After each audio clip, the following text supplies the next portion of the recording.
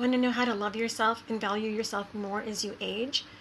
Self-worth motivation for women, especially as we age, and succeeding in self-love might seem effortless for some people, but for others like me, it takes a little work. I'll be discussing those issues and more in this video, and as a bonus, I'll offer you the Self-Love, Self-Worth Challenge. Stay tuned. If you like what you see in this video, please like, subscribe, and ring the bell. Thank you. When you look back on your childhood, what do you see? Do you see a happy child? Did you love yourself? If you didn't, at what age did you stop loving yourself? Why did you stop loving yourself? For me, I think it stopped around the age of 12. But maybe that's when I became aware of how I felt about myself. And I based my thoughts about me on the information I was receiving from others. And none of it was good. I didn't even consider what I could do to believe I was valuable enough to love. I saw this picture of myself, and I wanted my mother to destroy it.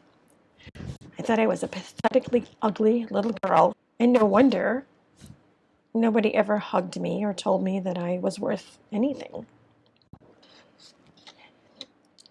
The only person who ever showed me any affection died about 2 years before that picture was taken.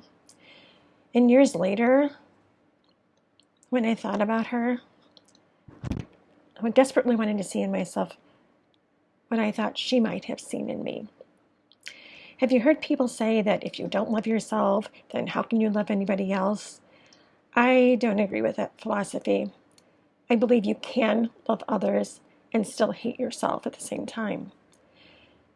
Because I was one of those kids. I hated myself growing up. I thought I was ugly and stupid and unlovable and hideous. And I had proof. All I had to do was look at pictures of myself. In this photo, for instance, I'm in 6th grade, and I was 5'3", and I weighed 63 pounds. Very, very skinny. And the reason I know that is because I found that information in a wallet that I had saved from that time.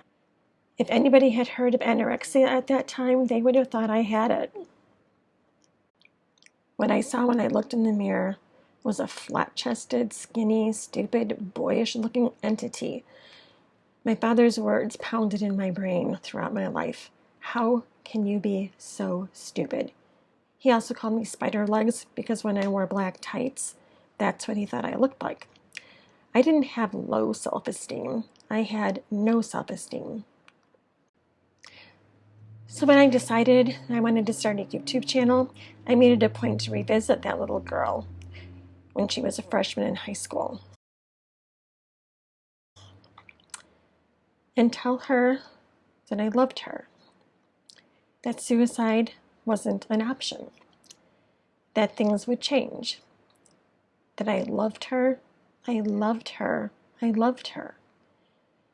I didn't believe those words, though, when I first said them to her. I didn't believe them when I said them again and again and again. And I wanted to cry because I could not love her the way I felt that she needed to be loved, the way that I wanted her to be loved, even now. So I had to picture myself holding her, hugging her, comforting her. And I had to really look at her.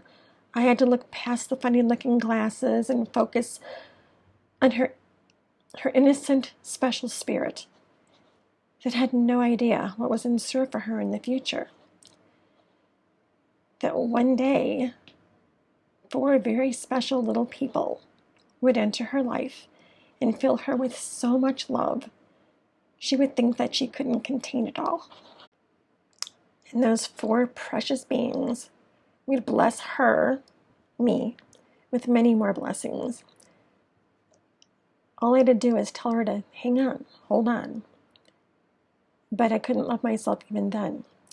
Why was it so hard for me to love myself? Why couldn't I connect with that little girl who so desperately needed to believe in herself and to feel not only loved, but worthy of love? What was preventing me from loving myself, from loving her? Maybe it was the lessons I learned when I was young. After so many years of negative input, my brain couldn't accept positive affirmations, even for myself. As a child, you tend to believe what adults tell you.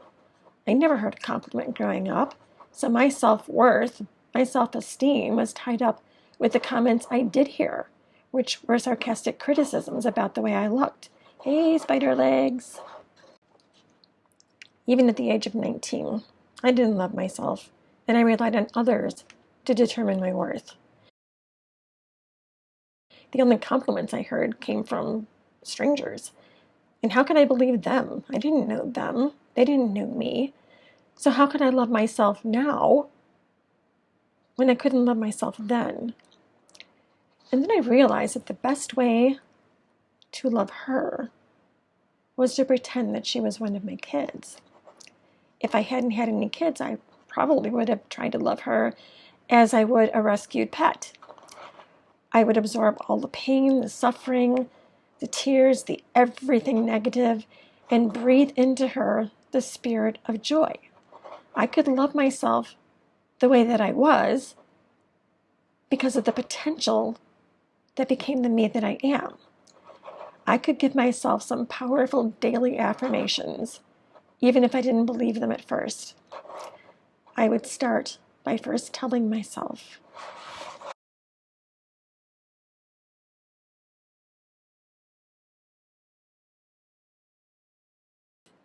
and when I could finally accept those affirmations as belonging to me, I could tell myself others.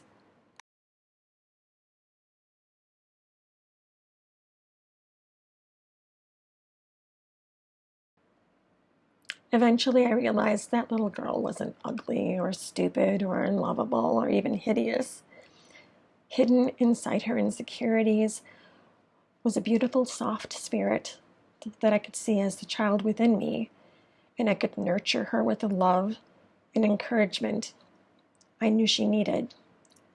I would allow her to feel joy without restriction, to feel loved and valued, to know she was worthy of life, even if nobody else valued her. I don't know how long I'm going to live, but I intend to live the rest of my life joyfully. Even when bad things happen, no one escapes upheaval. No one escapes loss or hardship or challenges. I just prefer to allow those experiences to affect me as little as possible. I'm alive, so why not live? A former mother-in-law of mine, after her husband died, spent 10 years of her life waiting to join the love of her life. And when she died, I couldn't help but wonder, had she known that she had 10 more years to live, would she have spent those years living instead of waiting to die? If you don't love yourself, take this challenge.